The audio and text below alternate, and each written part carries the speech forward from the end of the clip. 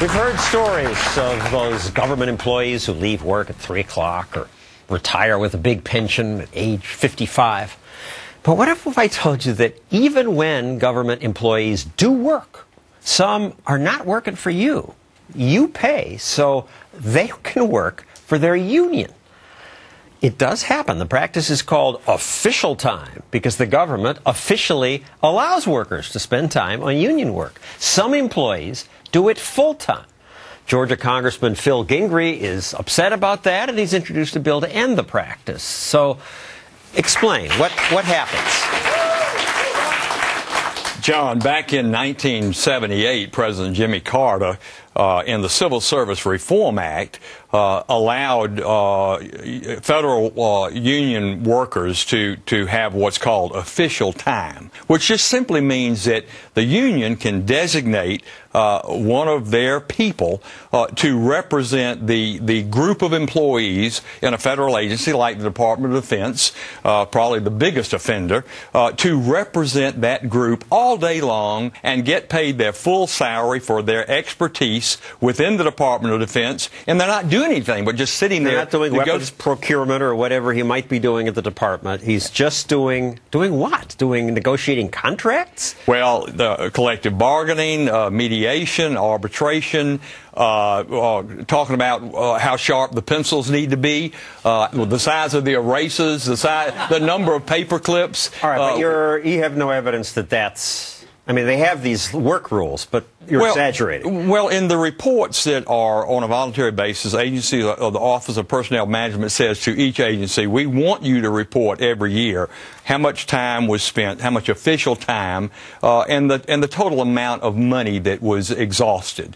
Like in 2010, it was $130 million.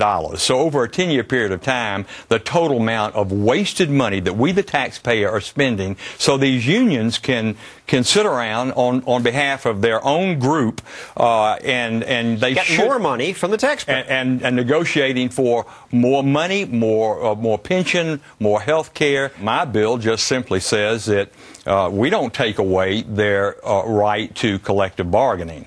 And they can negotiate all day long, but do it on the union's dime, not on my dime, not on the taxpayer's dime. The president of the American Federation of Government Employees, John Gage, says this official time rule brings gains in quality, productivity, and efficiency year after year.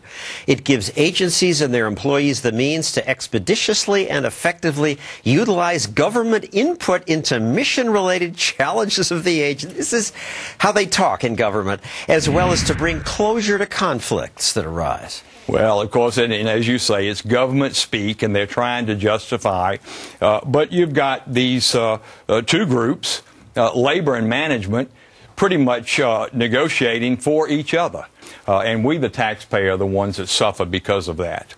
One employee at the FAA gets $284,000 a year and works entirely on official time, meaning union time. And they're not doing anything but sitting around trying to decide what piped-in music should be played for their employees. Well, come on, during the day. You keep is that true? You're making stuff up here. No, I'm not making up anything.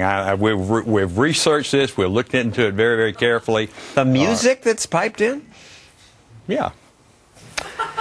Okay, and this is not just a federal issue, by the way. States and cities have, where there are unions, they have similar rules. In Phoenix, for example, it's not that big a city, but 6 police officers there do nothing but union work. And we know when we look at what Governor Walker in Wisconsin, what Governor Christie in New Jersey, absolutely.